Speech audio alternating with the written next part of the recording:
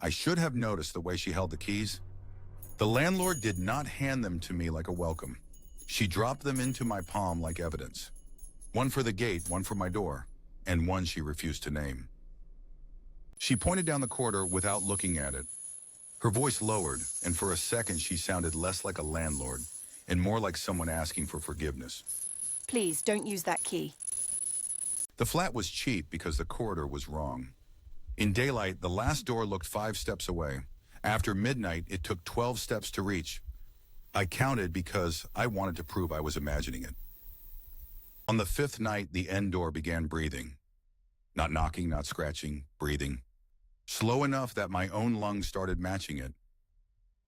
I came home late and found a yellow envelope under my door. No name, no stamp, just damp paper pushed exactly far enough for me to touch. I knew I should not open it. Inside was a photograph of my kitchen. The sink, the cracked tile, the mug I had left beside the stove. I was in it, seen from behind. Whoever took it had been standing inside my flat.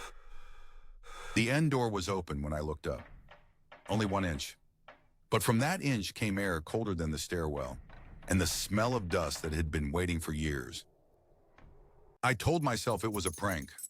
I told myself the landlord had a camera or a sick sense of humor. Then I put the 3rd key into the lock, and the door opened before I turned it. It was not a storage room. It was a bedroom with no window, a mattress on the floor, and a fan with no blades. The walls were covered in photographs. At first I thought they were tenants. Then I saw my red shirt, my phone case, my old scar across the knuckle.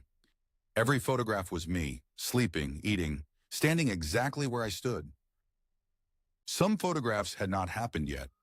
One showed me crying in the hallway. One showed blood on my sleeve. One showed my hand reaching for a photograph on the wall. Under the mattress, I found a phone with a cracked screen. It had 1 voice note left. If you found this, it has already chosen you. The voice was shaking. Don't look at the corner. Don't turn around when it breathes. And don't let the room learn your name. Then the recording ended with a sound I had already heard from the corridor. I backed toward the door. The photographs trembled without wind.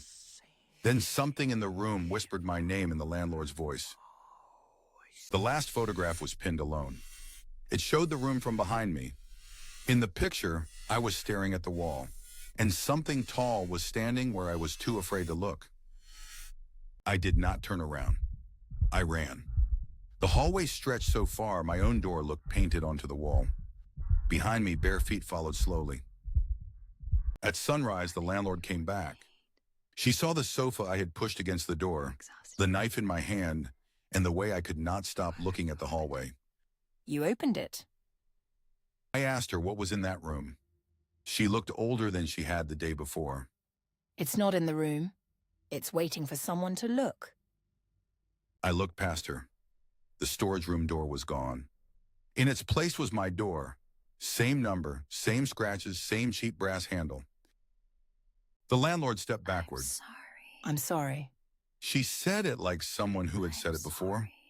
Then she closed my door from the outside. The lock clicked. The room behind me inhaled. When I looked down, the 3rd key was still in my hand. Only now it was warm. I do not know how long I have been here, but yesterday I heard someone viewing the flat.